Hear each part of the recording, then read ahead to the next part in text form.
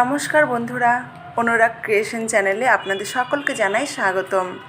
আজ ফ্লিপকার্ট থেকে একটি পার্সেল এসেছে, তা আপনাদের সামনে আমি আনবক্সিং করে দেখাচ্ছি।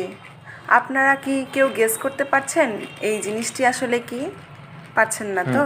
তাহলে দেখতে থাকুন জিনিসটি কি।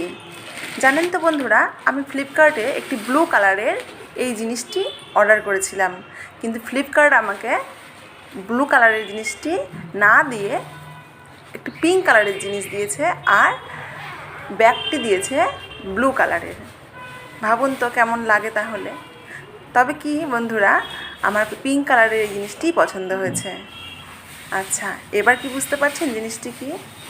আচ্ছা, দেখতে থাকুন তাহলে।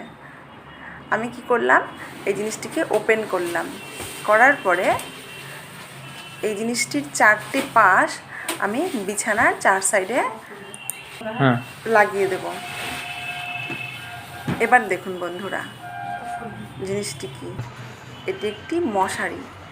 এই মশারিটি বেবিদের জন্য খুব ভালো, কারণ ওরা যখন ঘুমাবে সব সময় টাঙানো থাকবে, কোনো মশা মাছি কিছু উপদ্রব করবে না।